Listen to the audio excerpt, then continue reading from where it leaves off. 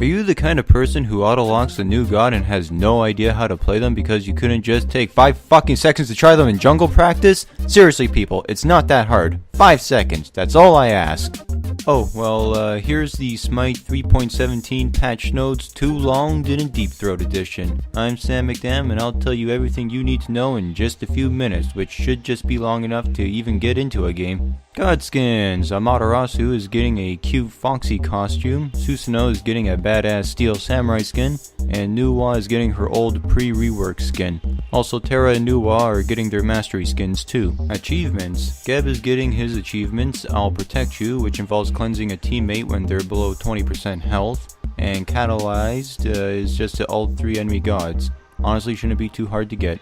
Halo is also getting his achievements, So Steady, where you need to keep his passive at full charge for 30 seconds, and Killer Wave, where you need to get a triple kill or better with his ult. For a piss easy god like Halo, these achievements are actually pretty difficult. Finally, Izanami is getting her achievements, Where Are You Going, where you get full stacks on her 2, and Death's Call, where you get a kill while having less than 25% health. So basically, don't be a retard playing Izanami, is what these achievements are saying. Isn't that right, you auto-locking asshole? New stuffs! The 2017 Odyssey is starting up and the trip will begin in Japan, where you'll get the Amaterasu and Susanoo skins, previously mentioned, the Odyssey loading frame, and the old Nuwa skin as a collection reward. Great to see the Odyssey starting up, and man is it starting good with the collection reward being a skin and not some shitty ward nobody uses. Hi-Rez is also starting up a PvE game mode called Xingtian's Mountain, where you and 4 others will be pitted against certain obstacles and will have to overcome them to get a higher ranking on the leaderboards. This seems like a game mode that was made as an easier way for players to try out boss raid mode that streamers were doing in custom games. So now you don't need to find 5 friends to have a good time. You can now just queue up. I'm actually really excited for this, and it will be a nice way to unwind from a losing streak in PvP mode. Can't wait to play this with my friends. Item changes. Ansile is getting the passive silence effect buff so it hits 10 units further than before. Celestial Legion Helm is getting its physical protections increased by 20. Ninja Tabby is getting a pretty hefty buff with the attack speed being increased by 5%, and they're also adding 100 mana to the stats.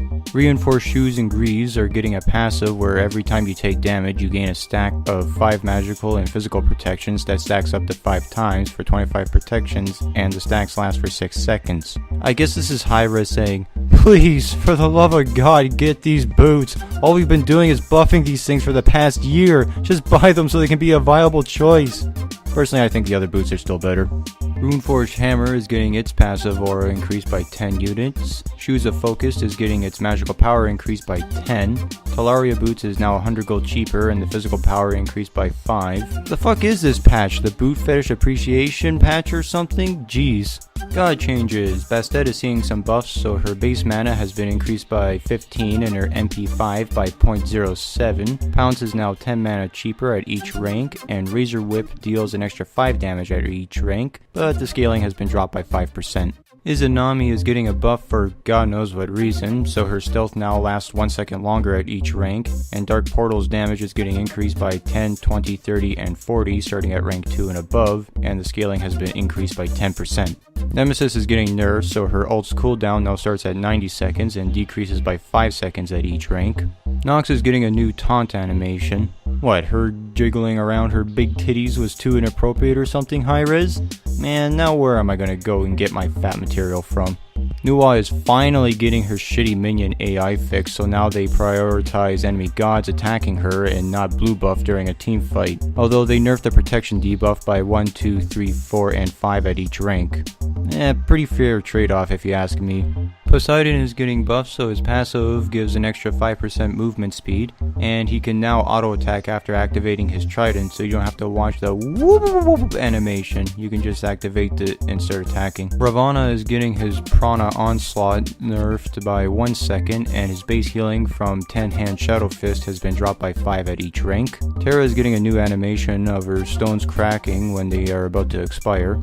Finally, Xingtian is getting balanced out a bit by having his Sky-Cutting Axe not be cancelled out by auto-attacking or using an ability, but they increase the wind-up of his ult again in exchange. Honestly, they should probably just change his ult altogether if they keep nerfing it like this. And that's all she wrote for this patch. Overall, I'm very impressed by this. Can't wait to make some videos on the new PvE mode, and the Odyssey is starting off on a fantastic note. I'll see you all next time then. Bye!